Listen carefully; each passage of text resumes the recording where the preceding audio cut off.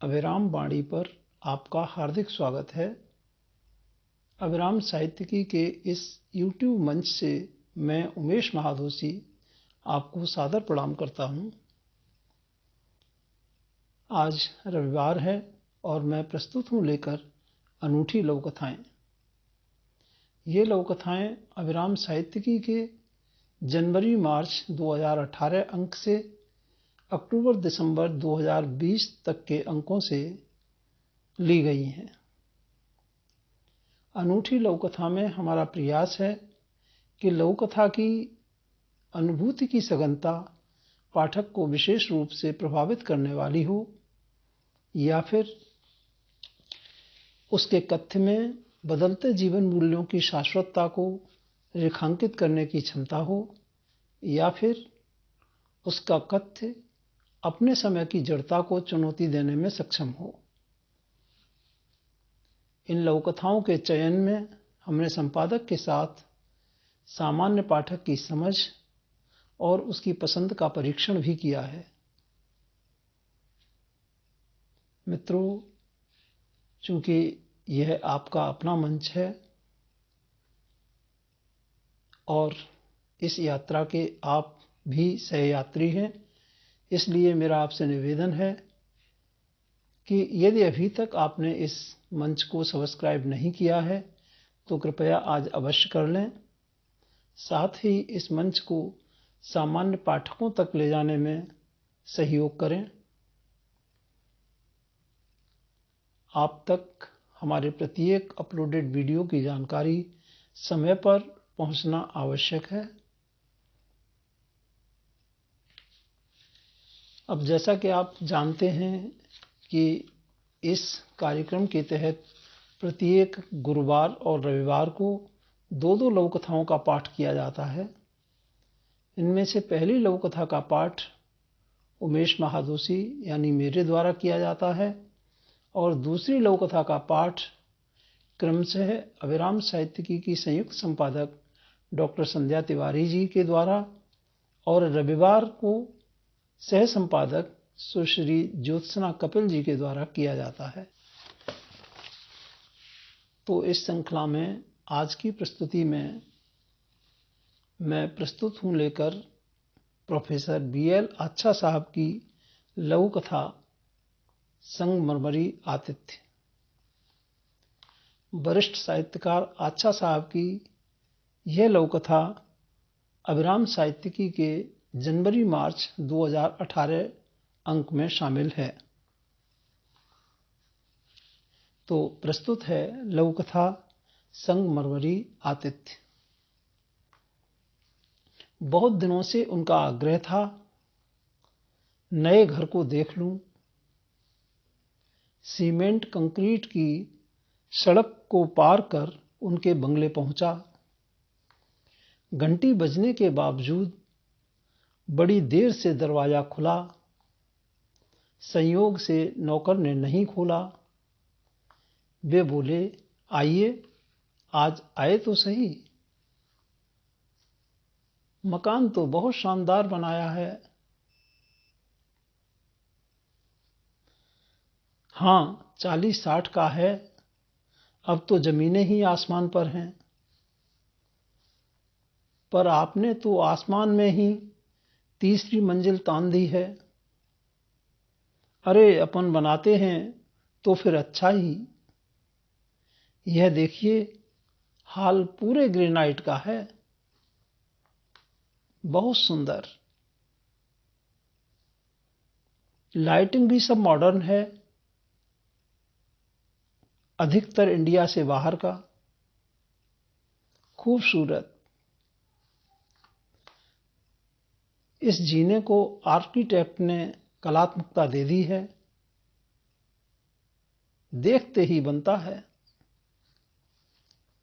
फिर वे एक एक कमरा लेट बाथ की आधुनिकता को नुमाइश की तरह पेश करते रहे। मैंने कहा, मार्बल तो उम्दा क्वालिटी का है। वे बोले, माल में तो कोई कसर नहीं छोड़ी ही नहीं है। बड़ी देर बाद ड्राइंग रूम में बैठे हुए उन्होंने सोफे से 1 मीटर दूर रखी सेंट्रल टेबल की ओर इशारा करते हुए कहा, ये लीजिए ना। दूर ट्रे में सजे सूखे मेवे दूरी की वजह से मुंह में गीले नहीं हो पाए। मुझसे इतनी दूर का जवानी आतिथ्य निभाया नहीं गया। बोल दिया, अभी लंच लेकर ही आया हूं। अच्छा, चाय तो चलेगी? अब मैं क्या बोलता। चाय की प्रतीक्षा के बीच वे बोले, कैसा लगा हमारा मकान? मुझसे रहा न गया। बोला, इमारतों के मार्बल तो ताजमहल सरीखे लगते हैं। प्रेम दिख जाए तो सुहाने हो जाते हैं घर। तो यह थी लघु कथा संगमरमरी आतिथ्य, वरिष्ठ साहित्यकार प्रोफेसर BL आच्छा की कलम से निकली हुई। और अब आप सुनेंगे ज्योत्सना कपिल जी से नई पीढ़ी के एक प्रतिभाशाली लघुकथाकार की अगली अनूठी लघुकथा, ज्योत्सना कपिल। धन्यवाद महातोषी जी। आप सभी मित्रों को ज्योत्सना कपिल का नमस्कार। साथियों, आज मैं आप सभी के समक्ष लेकर आई हूँ चर्चित लघु कथाकार अर्चना तिवारी जी की अनूठी लघु कथा जलकुंभी। अर्चना जी की यह लघु कथा अविराम साहित्यिकी के जुलाई-सितंबर 2018 के अंक में शामिल है। तो प्रस्तुत है लघु कथा जलकुंभी। उफ, क्या मुसीबत है। लगता है आज का दिन ही मनहूस है।